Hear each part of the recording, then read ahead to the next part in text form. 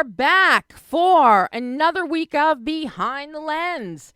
I'm Debbie Elias, film critic, creator, and host of Behind the Lens, where we go behind the lens, below the line, with the movers, the shakers, the film and TV makers, the producers, the writers, the directors, the actors, the cinematographers, production designers, costume designers, composers, film editors, sound mixers, authors, choreographers, you name it.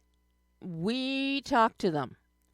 And can you believe it is already the last week of June? The first half of 2023 is gone. I don't know, Pam. Pam's sitting in the booth going, where'd it go? I don't know. What I do know is the first half of the year, we have talked to a lot of people and looked at a lot of films. And it has been an absolute joy. And now we're gearing up for the second half of 2023. And got some good stuff coming up already in the month of July for you. But today, very excited. I know I have to give her a big shout out. My friend Morgan, she has been so excited ever since I told her a couple weeks ago that SHILA OMMI, who voices Mrs. Cinder Lumen in Elemental, was going to be live on the show today. Morgan is a huge, huge fan of Elemental. She loves it, and she was very excited, told me again Saturday. She is a server and a great bartender at the Backstage in Culver City, my home away from home. And Saturday, she was very giddy and was even saying, I can't wait to hear the show on Monday. So Morgan is going to get her wish, and she's going to get to hear SHILA OMMI and I talk about Elemental. And that's going to be at the midpoint of the show when SHILA joins us. But before that, you're going to hear momentarily my exclusive interview with writer-director Jordan Gertner. Jordan has such a creative eye. You know him best. This is his directorial debut with the film SHEROES. It is a kick-ass action film. Let me find my notes that I wrote down so I get this right. It is totally kick-ass action. Female-centric, female-driven. Stars Isabel Furman, Sasha Luss, Wallace Day, Sky Jackson, and Jack Kessie, who he's the low budget Chris Hemsworth, to be honest. He's a very nice addition to this film. But the whole idea of this film is for BFFs. A couple of them are a little bit out there, let me tell you. They go to Thailand for a weekend or a week of partying. You know, that old sex, drugs, rock and roll. Well, this is present day, and they're later 20-somethings, and it's still sex, drugs, and rock and roll, apparently. But one of them gets kidnapped by a drug lord. And the other three decide, we are going to rescue her ourselves. We are not calling in law enforcement. We are going to get her. And each one of them does contribute something to this quartet of BFFs. The stunts are incredible, shot on location in Bangkok and surrounding areas, Phuket. It just keeps moving. Joe Plennis is the editor on it. He has previously worked with Jordan when Jordan was a producer on London Fields. An amazing cinematographer. Wick Kayo Sayananda does an amazing job. The cinematography, it is saturated, high energy. The action sequences are all location fueled, which really serves this film and this story well. And at the same time, we really get to see the contrasting worlds of Thailand. We see the neon ecstasy of the nightlife there. This is countered with the private jet that the girls fly on to Thailand that is done in just a black and white design. We've got the widescreen coastal views showing the blue sky, the blue water, the white, white, white sandy beaches. And the color, the vibrancy of the people in Bangkok. Just really well done. And it doesn't surprise me that Jordan chose this film to write and direct as his directorial debut. One of his best known films that he has produced was the 2012 Spring Breakers, directed by Harmony Korine and starring Vanessa Hudgens and James Franco. And Spring Breakers was balls to the wall, total insanity, which I expect coming from Harmony Korine and from James Franco. It did not disappoint. That was a film that was super saturated and high energy and completely nuts. And I loved it. So I had high hopes for SHEROES. I was not disappointed. Yes, there are some of the expected action film tropes, even some expected dialogue. The dialogue actually is really quite witty, with a lot of pop culture references, noted movie scenarios and tropes get worked into dialogue. That the girls do an amazing job delivering. It's just all around, it is totally enjoyable. For a first feature directorial, I am beyond impressed. I want to see more from Jordan. He has a great creative eye and mind. He knows how to tell a story, and he knows how to use all the tools in the toolbox to do it. So, without any further ado, I'm just going to let you listen. This was a fun conversation. And you can tell, listening to Jordan, he really enjoyed himself and put his heart into making SHEROES. Take a listen. Hey, Debbie, how you doing? I am very happy to be speaking with you this morning after watching SHEROES. Oh, well, I'm thrilled to talk to you, and I so appreciate you taking the time to watch the film. This film is so much fun. Oh, that's so wonderful to hear. That's what I hoped. From beginning to end, it is high energy. You never let up. There might be one or two little breathers in there, but you start right off the bat. You've got these kick-ass girls. You have defined the personalities of each one so well.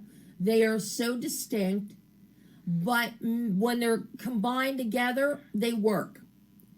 And you've got some standout performances here.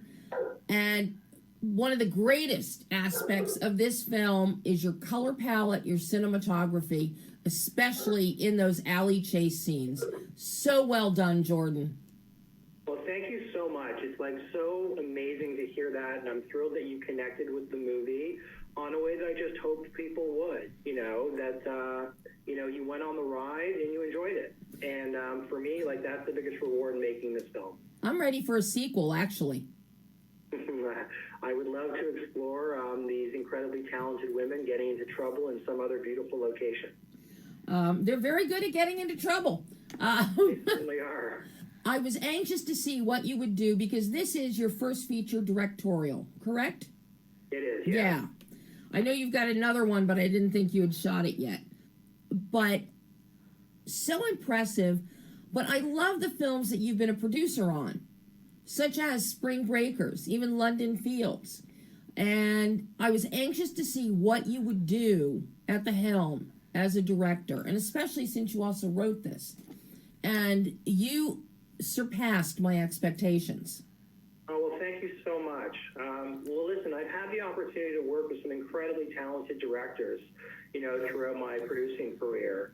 And that was just a great experience for me to kind of, see how different people approach making a film. And, I feel fortunate that I had that opportunity to, work with these talented filmmakers and kind of take what I felt like, worked best from each of them and then kind of, mix in my own vibe in terms of how I approach, making this film. it shows that you paid attention to the mechanics of filmmaking while you were producing these films with these other directors involved. You paid attention, and it shows here in this film. Oh, well, thank you. And yeah, I mean, listen, I was really focused on trying to make something, like for me, movies have always been, this magic ride we go on, and we get, lost in this world, and we forget about everything going on around us. And if this can do that for the audience, then great. And for me, Sheroes was also like, it's somewhat like going on a roller coaster. Like, you strap in, you go up the hill, there's a bunch of loop-de-loops and turns you don't expect, and then it's over, and you finish up with a smile on your face. Now, where did the idea for this story arise? For me, as a kid growing up, I'd always loved movies, and that's how I got into producing, was through my love through movies. And, I was always connected with, the late 80s, early 90s, action films, which I always thought were like such a fun ride. So I wanted to kind of go back to those experiences that I had watching those films and try and build out a story that could reflect that same type of vibe, except for I wanted to work with, strong and talented women in terms of like telling the story.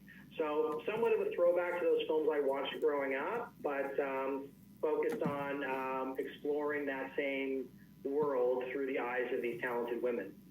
Well, it definitely works. And one of the interesting things that you do, and this had me guessing the entire film, Jordan, is you have your character, Diamond. Her father is a filmmaker. And the whole time I'm watching this, you've set this up perfectly as she's coming up with all of these ideas on how to do this, how to do that, what we're going to do next to get our friend back, who's been, to get Daisy back because she's been kidnapped. And the whole time, I'm thinking she's pulling all this from her father's movies. Is this her way to get her father's attention, and she's crafting her own story for her father, or film for her father? And it plays so well that was always in the back of my mind, because we hear about her relationship with her father. She's so mad at Ezra because Ezra slept with her director father. Yeah. So it's like, okay, this would be a good way to get back at Dad. So I like that undercurrent that was in the back of my mind the entire time. Well, listen, I was hoping to surprise people and give them moments of those, wow, or what a shock or a big surprise. So, there's the movie was crafted in a way that you would be surprised, and wanted to move the film quick enough so people didn't have the opportunity to get bored. Mm-hmm. Oh, you absolutely don't. How difficult was it casting this film? Because all of the girls have to have some level of athleticism for this role. Even if you're bringing in stunt doubles at some point, they still need some level of athleticism and be able to act and fill the bill for each of these characters. Absolutely. And, I worked with an amazing casting directing team that I've known for years. And I met many, many wonderful and talented actors. And for me, the most important thing was, first of all, connecting with whoever it is that's going to play these roles. And, I feel fortunate that I had great connections with the 4 women that ended up in Sheroes. And then I knew through, previous films that, Sasha had done, that she had that, athleticism that we're talking about through her experience working on Anna. Wallace as well, had recently come off a film that I'd seen where she was able to, do some really great stunt work. And, I knew that Sky and Isabel would just, be able to pull off whatever was put in front of them. So for me, most importantly, it was about these women becoming these characters. And then it was about knowing that they're going to connect with each other in a way that feels real. So the athleticism was kind of on the lower end of my concerns, because I knew they could just pull it off. Just wanting, for me, it was about their connection with each other, and I knew if they had that, everything else would come into play. And they really do connect extremely well on screen. And then, of course, you give us some eye candy with Jack Kesey as Jasper. And he just throws off such a Chris Hemsworth vibe. It's not even funny. And he's like, you really want to see, is he going to be the knight in shining armor? Is for girls that don't need a knight to come save them? Is he a bad guy? He really walks the line of ambiguity in this film. Well, that was his role, and I think he did a fantastic job of that. And it was important that role, without spoiling too much of the movie, was very clearly defined. Because this is a film about these four women and their journey, and their opportunity to solve what's in front of them. So, Jack's role is an important part of that, but it was important to me that role was defined in a very particular way that did not divert from the path that these women had in front of them. Logistically, how did your locations in Thailand impact you? Because I got to tell you, the motorcycle chase scene going through all of the alleys is spectacularly shot. Working with your DP, you guys did an amazing job, from the use of color to the camera movement. There's a great energy to the camera movement and the visual grammar that mirrors the action that you have happening. So I'm curious about your work with him and the logistics in the lighting and the lensing of bringing this to life, because you give us the beauty of nighttime partying, the beauty and insanity of it. You show us some of the darker places. We've got the beautiful coastlines, and then you pump it all up with these action-filled sequences. Well, thank you very much for that, and I feel very fortunate. The DP that I got to work with is an incredibly talented filmmaker himself. So, I was able to rely on him and his experience, not just from a cinematography standpoint, but also from a directorial standpoint as well. With him being someone that had directed some action films over the course of his career. So I was really able to lean on him, with myself being a first-time filmmaker, and communicate to him what I really needed, what I really wanted. And, he was really able to help facilitate my vision and my dream for those particular scenes. And creating that palette was really important in terms of, having the film evolve from this kind of like very happy place to this more tension-filled place to this more, extreme action vibe we get towards the end of the film. So there was a very particular train of thought in terms of like how the palette could progress and change over the course of the film. Mm-hmm. Your color your use of color is spectacular, and you really pick up on the vibe of Thailand with color. And a lot of it comes through the night scenes with the neon, but then you've got all the blues. It carries through from the sky to the water to the paint on the alleyway walls. What were your thoughts in coming up with the color, which is definitely a little heightened and saturated to go with this high energy film? Well, the film for me is heightened and saturated, within itself. Right. The idea and the story. So I kind of wanted to lean into that in terms of like color palette and photography as well. As soon as you start to take a film like this too seriously, I don't think the film works. Right. So, being aware of that, I just leaned into it in terms of like the way that we shot the film, the way that we colored the film, wardrobe, dialogue, the way the film was crafted. This film was crafted to be like a really fun ride and a great experience. And, I just tried to lean into that as much as I could across every medium I had in front of me in terms of telling the story. Did you storyboard this one? I didn't storyboard this one, no. I had, I've been working on this for a while, and I've always said if you could plug into my brain, we wouldn't have had to make the movie. Because it was just all there. And I knew very specifically like what I was looking for. So it all became about communication and how I could express that in a clear way to the incredibly talented people that surrounded me, in terms of like art direction, costume, photography, editing, music. And the clearer I was, the closer it got to that movie that was playing consistently in my brain. Mm-hmm. Now, how challenging was the editing for you? I see that you're working again with Joe Plentis, who you had on London Fields. So I'm curious about the editing process for you and maintaining that beat, that energetic beat, because that's always so challenging. Oh, completely. And Joe is an incredibly talented editor, and I feel fortunate that, I met him and got to work with him on that previous film. And we were just aligned in terms of like how the story should move forward and what the beats are and how to keep momentum, knowing that, for me, I'm making this movie for everybody that's going to watch it. The most important thing to me is that everybody enjoys this ride. It's not about what my favorite shot is in the movie or my particular favorite moment is in the movie. If that doesn't work in terms of delivering the best possible version of the film that people will enjoy the most, then it doesn't end up in the film.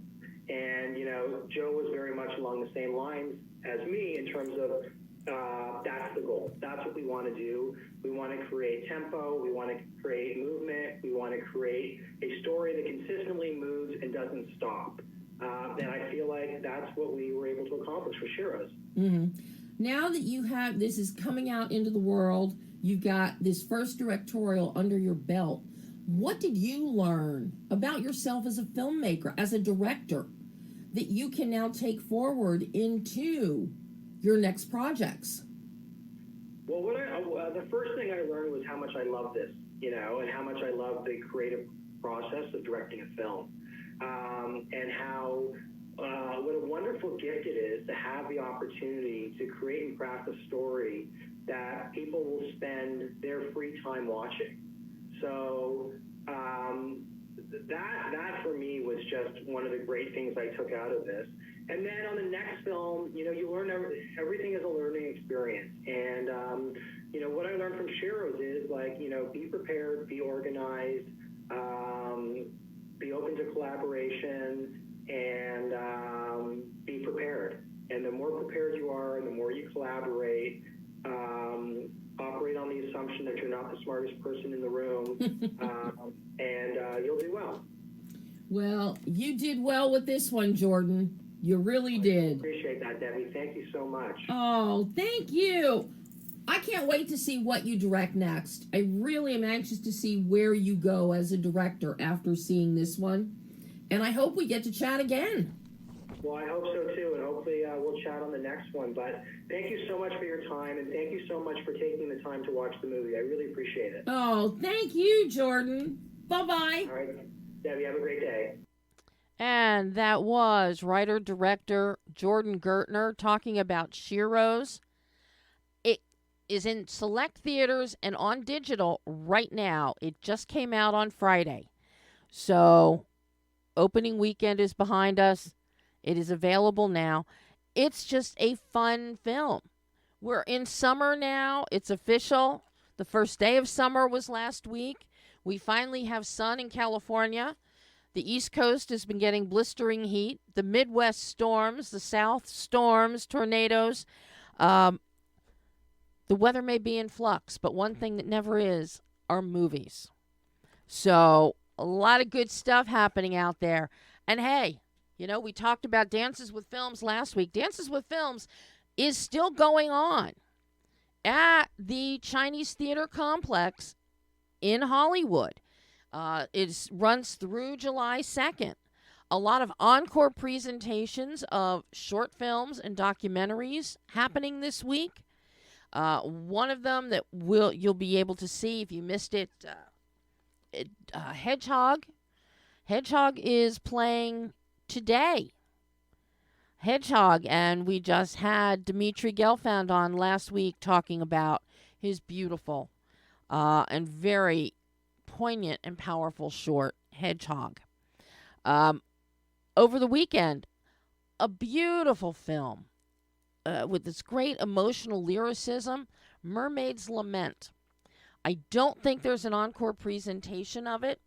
However, just Google it, Mermaid's Lament. It has a website, and you'll be able to follow the subsequent festivals, because I know it is on the festival circuit right now. But lots of good stuff still happening at Dances with Films. If you are in the LA area, do yourself a favor. Go check it out. A lot of brand new filmmakers, a lot of veteran filmmakers, veteran actors who come on board with these little indie films and essentially give a great leg up to a lot of aspiring filmmakers. Unfix is coming up on the 30th at Dances with Films. So you still have time to get tickets for that one. I don't think it's sold out. And there are lots of other really good films. The word just came out today, people. For those of you that are interested, and I know that many of you are, the Hollywood Walk of Fame, who's getting a star next year? Well, the first person on the list is none other than our beloved Chadwick Boseman. Will be getting a star on the Walk of Fame next year. Michelle Yeoh joining him. Kevin Feige getting a star. Gal Gadot, Christina Ricci, Maggie Gyllenhaal, Chris Pine, and Chris Meledandri.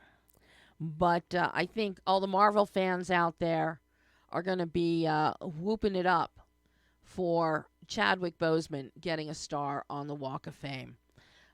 That's going to be a day in Hollywood, let me tell you.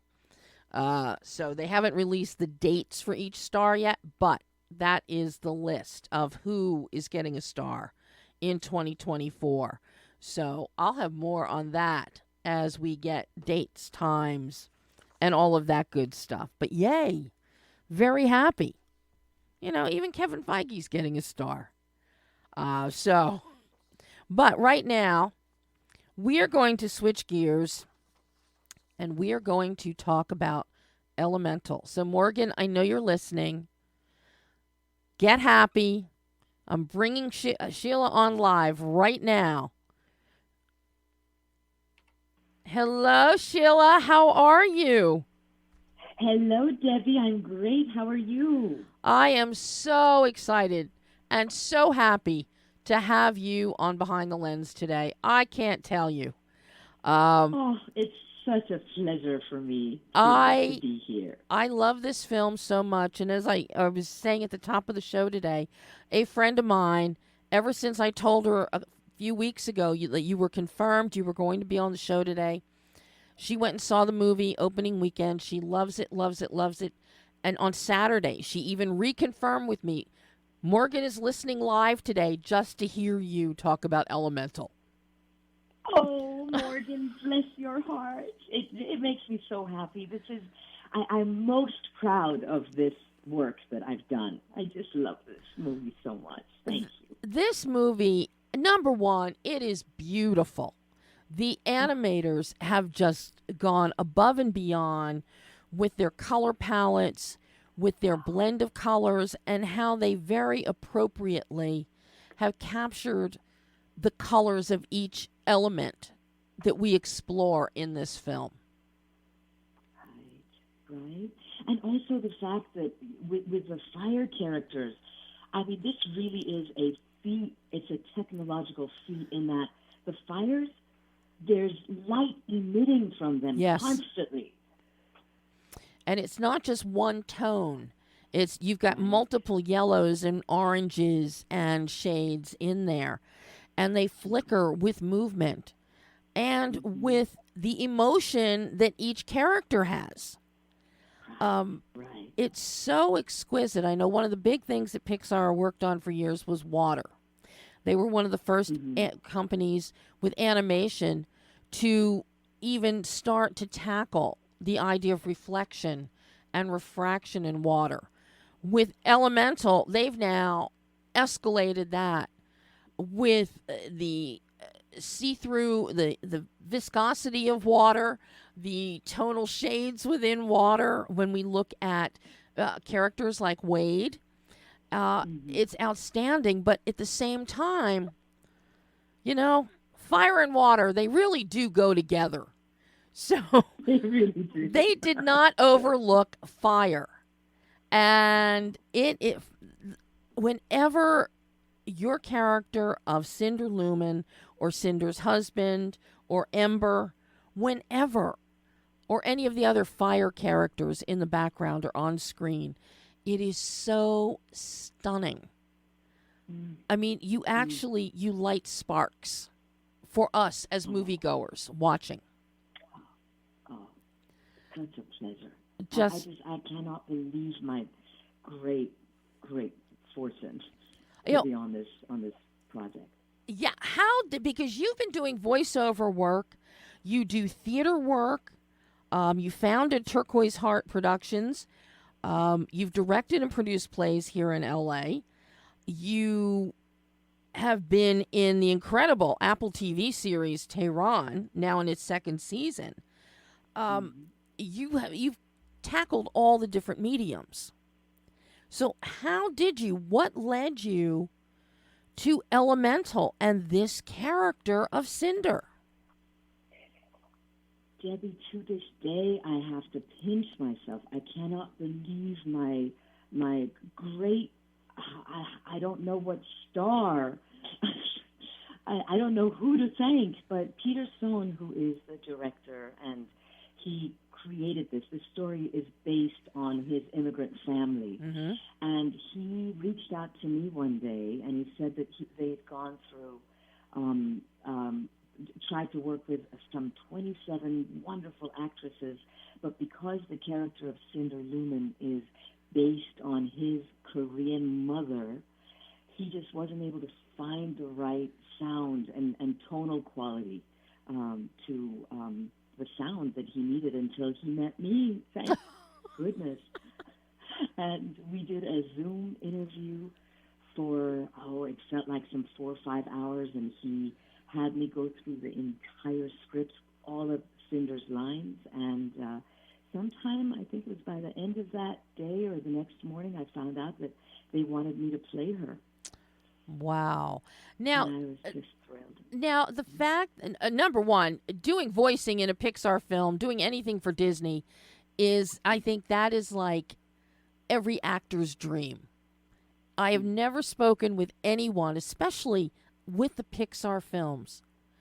When you get to voice a character for Pixar, that's like the cream of the crop. That is, you can't go any higher than that. And it sounds like that's exactly how you feel about voicing Cinder.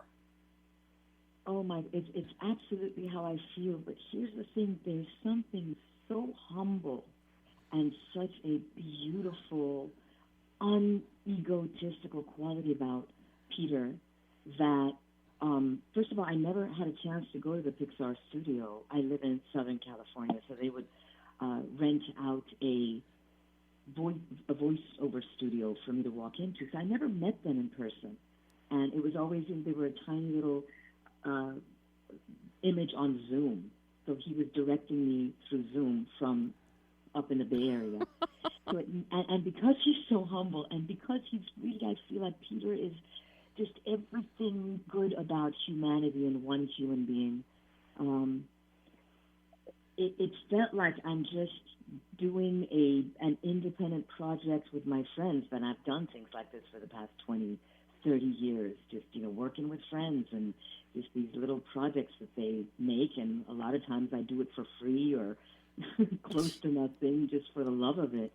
So it didn't feel like I'm working with the gold standard of animation by any means, just because of his kindness, but he's such an amazing director. Well, now something that the fact that this character of Cinder is based on Peter's mother, what kind of responsibility does that put on your shoulders? It's one thing when people are playing, you talk to live action performers who are portraying somebody from history or even somebody who is still very much with us, and they talk about how much there's a slight onus that they really want to honor the person that they're playing and still bring their own touches to the character, so it's not a caricature or a mimicry. What kind of responsibility did you feel? Because not only is Mrs. Sohn a real person, but it's Peter's mother, and Peter is directing you. Yes, absolutely. And then on top of that, I'm the type of person, I don't believe in death. My own mom passed away in 2018, and I feel she's with me. So Peter Sohn's mom also passed away a few years prior to this. So I not only felt like I have to honor Peter and to make him feel good that he hired me, but then I felt like I've got the soul of his mom looking down on me. So it was extra special, important to me to do the absolute best that I could do, and I sure hope I did. Although I don't know, it's so hard for me to listen to my own voice. So I've seen I've seen it 4 times already. Every time I watch it, I'm amazed. Every time because there's so much intricacy and so much detail that I get something new every time I see it. But I can't stand the sound of my own voice. Oh God, Debbie, when is that going to stop? Well, I think that Cinder sounds wonderful in the film. But, Cinder is such an interesting character because she has this great quality, a gift from the gods, perhaps. She can smell true love, or maybe she's kind of hoping to manufacture true love in a person's smoke. And there are some scenes where Cinder is sitting down with a couple and, and you can tell maybe they aren't really true love, but she thinks they are. And it's adorable. And it's very much kind of like, a mother, very motherly in what she does as this matchmaker. And I love watching those scenes. And to listen to you and the timbre of your voice as you try and make it sound a little sing-songy, romantic in some moments. And then you hear Cinder talk to her daughter Ember or her husband, who he knows better than everybody, and Cinder really placates him. That's okay, dear. That's okay. Have a cold nut. You'll be fine. How do you get into that character and find those tonal qualities within your voice that bring the emotion to Cinder? Debbie, I feel like this is the first time in my life that I've played a character that is completely myself. So it was easy. I was playing how I would feel, and I was working on my own emotions. And the only difference between Cinder and I is, 2. One is that, 3. I'm not fire. I'm a human being. Okay. But I don't have children. Every now and then when I see someone who's in their 20s, and I just think, I just fall in love with that person as a human being, and I think, I wish I was their mom. So I'm very maternal, so I brought in aspects of how I wish I was a mom in Cinder's actually being a mother. Mm-hmm. But the other thing is that Cinder's a matchmaker, and I am a matchmaker at heart. And, Debbie, I am so bad at it that I literally have my friends yell at me to stop, and I can't stop. So I'm constantly trying to put people together, and as Cinder does. But it was really just being, it's so well written, and it's so real. And what I love about Pixar is that they don't want you to do a cartoony voice. Right. And, they want you to be yourself so that people watching can really get lost in the story as if it's real people voicing for them. But you can do cartoony voices, too. I can. You sure can. I know you've got that cartoon series, NOPM Special Forces. Mm-hmm. You voice all of the characters in that one. All of the, and 8 male characters. I love doing voiceover so much. I love it so much more than being in front of the camera, because in front of the camera there's so much that you have to work on and to prepare for and to worry about, because there's also your physical self and the way that your emotions appear on your face as well as your body. Whereas with voiceover, you can it's just your heart and your voice. Now, how do you prepare to voice characters, be it Cinder, be it some of the other characters that you have voiced before? Do you have a preparation process? I know. And when you're getting ready, and then once you were in the booth to actually record the sound, I know many actors. I've spoken, Ben Kingsley in particular, I spoke with him once about he was voicing in a stop motion film. And he described how he had to lay down on the floor to get the timbre he wanted for this one particular character. You get other actors who are in the booth, and they're very animated and demonstrative in their movements. They'll run in place. They'll run around the room. Arms will flail as they're delivering their lines. What kind of prep do you have? So as soon as I found out that I had the part of Cinder, I immediately signed up for about a dozen voice classes from this amazing voiceover studio in New York. And it was expensive, but it was really worth it. And the reason I did that wasn't to teach me how to do voices. It's actually a singing studio. But it was to help me to have stamina, because I thought that at some point I was told I might be in that vocal studio for about 5 hours, and I didn't want my voice to peter out.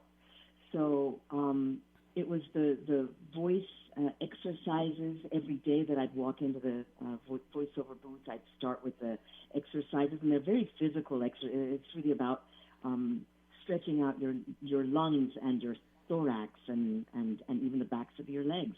And it's amazing how much your voice is affected by your entire body and your muscles. So I did that. But as far as preparing for Cinder, because it was so beautifully written, what I did to prepare for it was to just read it.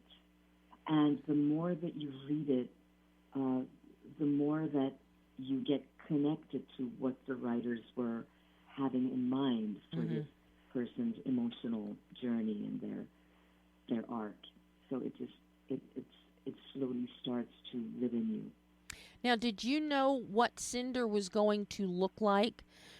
I'm sure they didn't have a completed version of Cinder when you were doing your voice work, but did they give you any kind of drawings, early looks as to what she would look like? Because I know that will also help inform your delivery. Yes.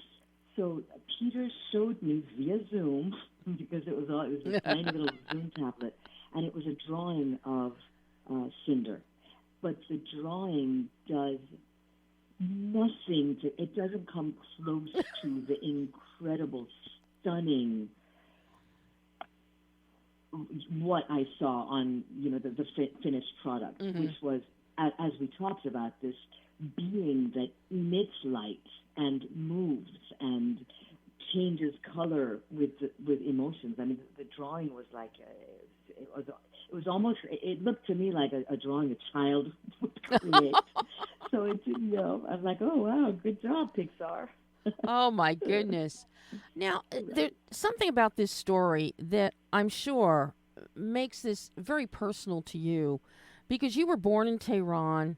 You came to the United States in 1979 during the period of the Iranian Revolution as an immigrant. And Elemental, the Lumen family, are immigrants that land in Elemental City when they leave their homeland. Do aspects like that speak to you when a script comes your way, especially with this film? Oh my God, absolutely. And thank you so much for that question, because this me and my family are immigrating to the U.S.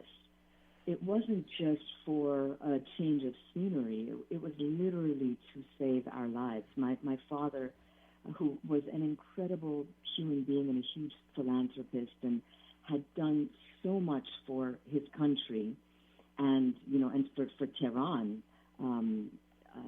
he was on an execution list when suddenly this new regime came into power, and they executed a huge number of wonderful people, and my dad would have been one of them had we not been fortunate enough to be here in the U.S. We were just visiting my sister who was going to USC at the time.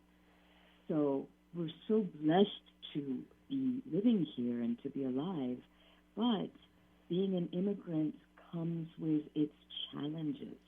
And beyond the challenge of having to learn a new language and having to leave everything that you know and love behind just to survive, there's a lot that goes in it.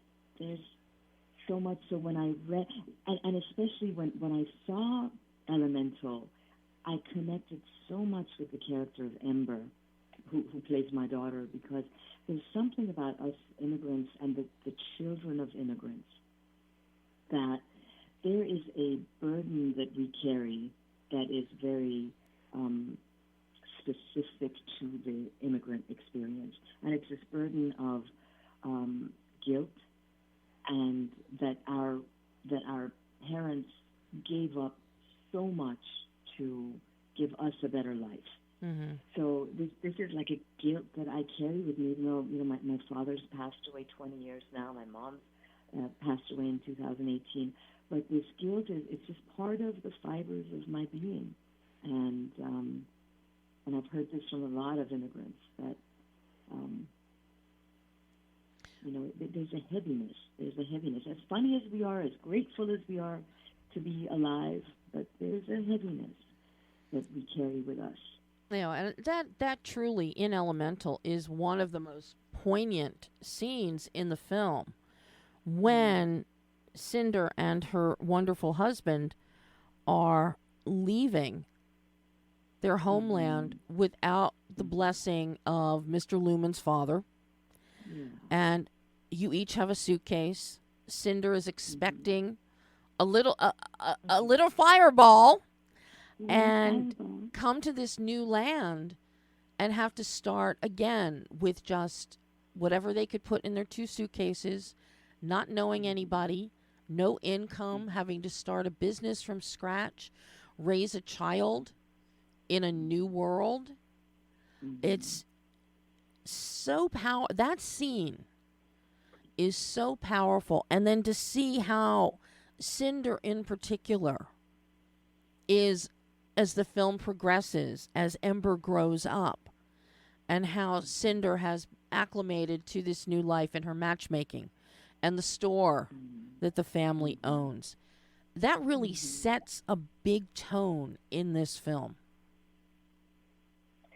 Yeah, and I cried a couple times during the film, because also I'd never read the script, so I only was able to ascertain what's going on from the scenes that I was getting to voice for, that I could tell kind of where the story is going. So it was such a joy for me to watch the film and to see the story unfold. And I cried and laughed, and I love the character of Wade Ripple. Oh my goodness. Right. And I love Cinder's how she interacts with Wade. Because boy, she really does. She wants Ember to settle down, even if it might be with somebody, Wade the Waterman. Right. And you bring great humor into the voice whenever you're engaging with Wade and trying to encourage this opposites attracts matchmaking. And it's so charming. But, on the issue of, immigrants coming to this country, this is a big part of what you also do in your theater work, is it not? You with the plays that you've written and that you've directed, produced, and then with your theater company. Mm. Yeah, I have been. I actually learned how to act by doing acting in plays for Iranians in diaspora all over the world. I fell in love with the art of acting in high school. I went to Van Nuys High School. It was a performing arts magnet. It was like suddenly I felt like I had a feeling of belonging, because it had been a really rough ride for me after the revolution, the past. I was 10 years old when the revolution happened. So at 15, I discovered acting and theater. But at that point, this was the 1980s, and not only was there absolutely no representation, anyone who looked or sounded like me on the big screen, but there were such few people. There was like Molly Ringwald and Phoebe Cates, and there was just like a handful of actresses that would have been my age, and so I never ever imagined that acting on film or TV would even be a possibility. But theater certainly was. So I did plays for Iranians in diaspora for the past 20 years. I've been doing that. Wow. Now, how many plays have you directed? I've directed a couple, but my favorite was at the Hollywood Fringe Festival. I did an adaptation of Butterflies Are Free. Oh my gosh! At the Fringe Festival, and it was so wonderful to get a chance to do that.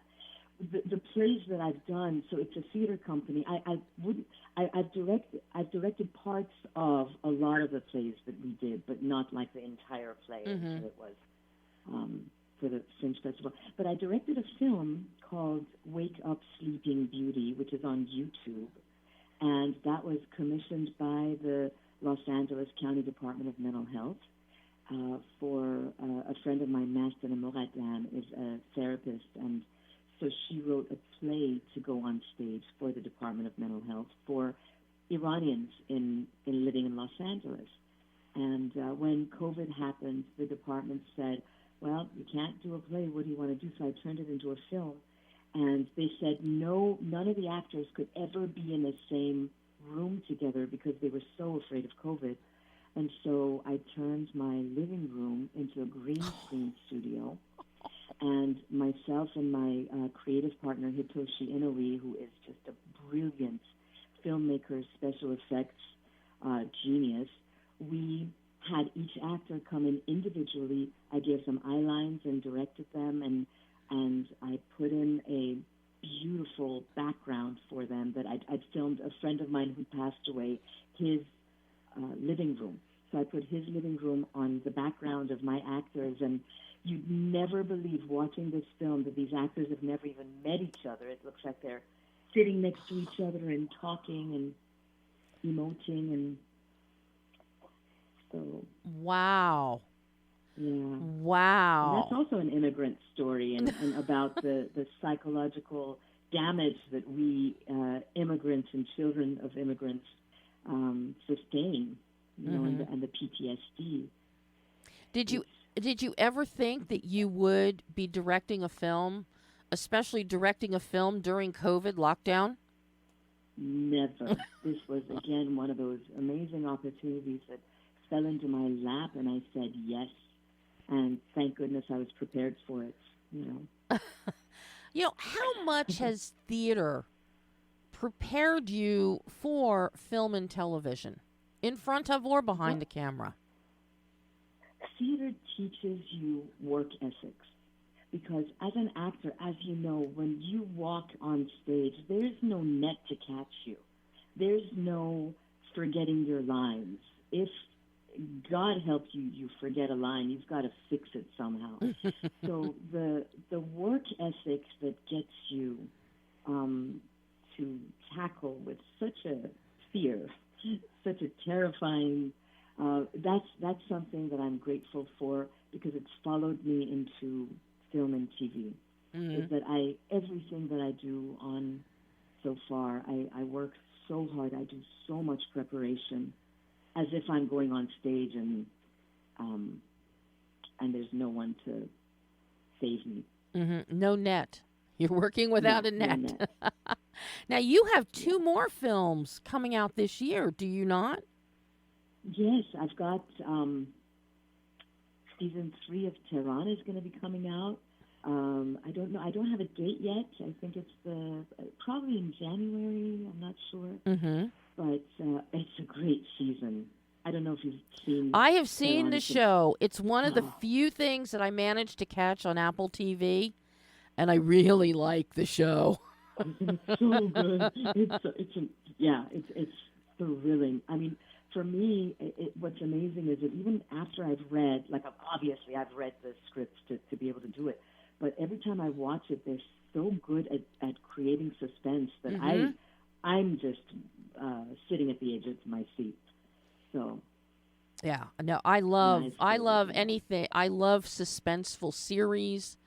Of course, then I want all the episodes at one time, and then when you get a season-ending cliffhanger, I want the next season right then.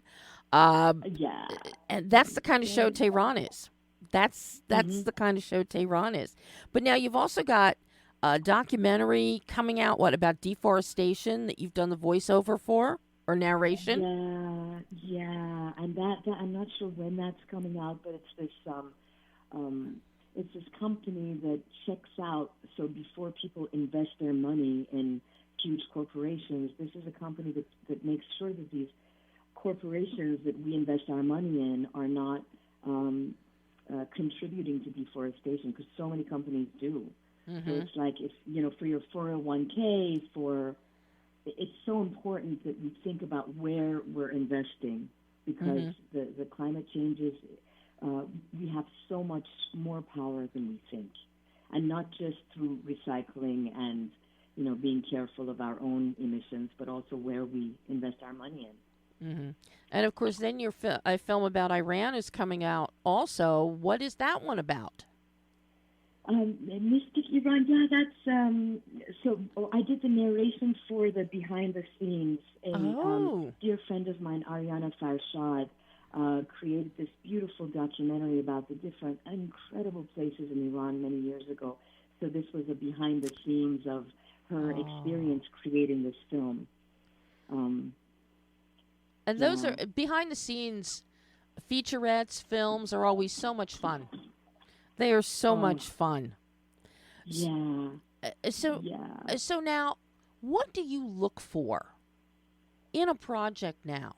When something comes across your desk, if another little gem like Elemental pops up, what is it that speaks to you about a project that comes your way that makes you say, yes, I want to do it?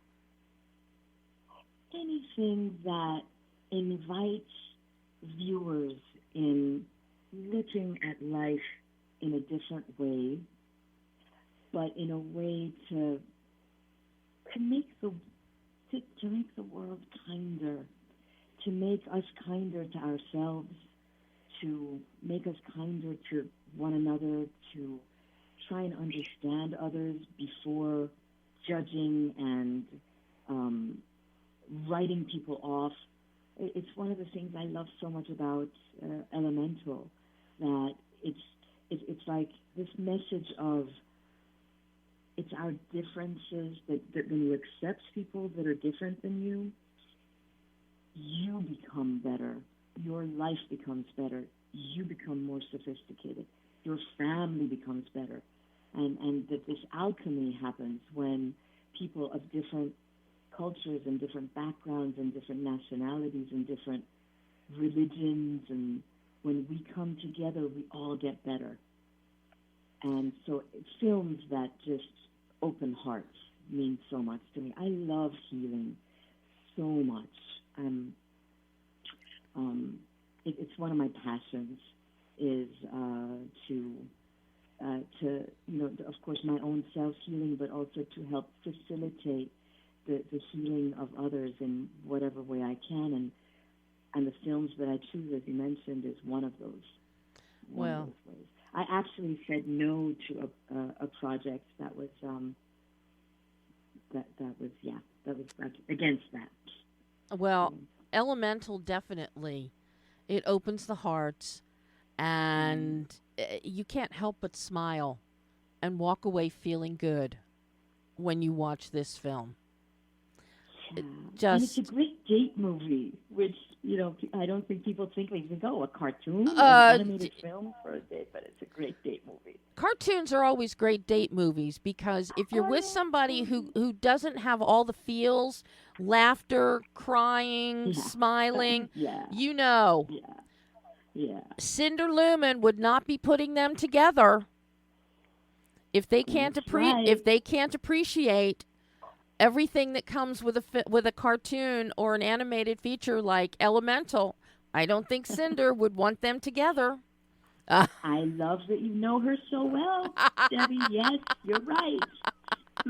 Oh, Sheila, this has been so lovely. Unfortunately, we're all out of time today, but I do have to ask you before I let you go, if you could sum up Cinder in one word, what would that word be?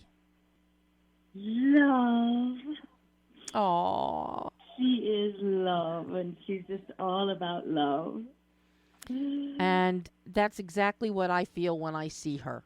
Be it funny, be it meddling, it's love is her ultimate goal in life. Oh, Sheila, this has been so extraordinary to have you on the show. I can't thank you enough. I hope you'll come back again. Oh, hon, it would be my pleasure. Thank you so much, Debbie. Oh, thank you so much. And everybody, Elemental is out now. They can see it and they can hear Sheila Ommi as Mrs. Cinder Lumen. Sheila, thank you. Have a wonderful day. Thank you so much. You too. Bye. Bye-bye. Bye. And that was Sheila Ommi, the voice of Cinder Lumen in Elemental. If you haven't seen the film, see it. 4th of July weekend is coming up. Do yourself a favor. It is. It's a great date film. It's a family film. It's Pixar. The animation is beautiful. I love what Pixar has done with refraction, reflection, with water, and then what they have done with fire, even clouds. Yes, clouds. And at Elemental, you get the treat of an opening short, Carl's Date. Yes, Carl is back from Up. Ed Asner, yes, voices him, one of Asner's last projects before he passed. And we have Doug the dog. So it's a win-win all around. Go see Elemental. Also, 4th of July weekend, you know who's opening this week. You know who's opening Friday. Indiana Jones is back for the last time. Indiana Jones and the Dial of Destiny. And I've got to tell you, I saw it the other week. And to borrow from my friend and attorney, Brandon Leopoldis, who went with me to this screening, it leaves you warm and fuzzy and has all the feels. It is action-packed. It is a ride like all Indiana Jones films are. And it takes us from the past. And I have to say, the technology de-aging Harrison Ford is spectacular. It is flawless. We start in 1939. We go up to 1969, which is where the present-day film is set. The week the astronauts from Apollo 11 are getting their ticker tape parade in New York. And that in and of itself sets the stage, as does the past. Because no matter how much you try, the past always comes up into your present. So, Friday, Indiana Jones and the Dial of Destiny. Yes, that is my number one pick for the weekend, followed by Elemental. And if you haven't seen it yet, Transformers. And speaking of Transformers, this week, it'll be out, my exclusive interview with the boys from Weta. Talking about their VFX work on Transformers: Rise of the Beasts. Again, it's a great film, and I got to give a shout out. Pete Davidson voices a new Transformers character, Mirage. Spectacular job. So we won't be here next week on July 3rd. Hopefully Pam's going to get a 4-day weekend out of the 4th of July holiday. But we'll be back on July 10th with Benjamin Pollock joining us live, talking about his film, Whatever Happened to Johnny Faith, that will be premiering in the LA Shorts Fest later in the month. So, until next week, have a fabulous 4th of July. Go see Indy. Go see Elemental. Have a great 4-day weekend at the movies. I'm Debbie Elias. This is Behind the Lens.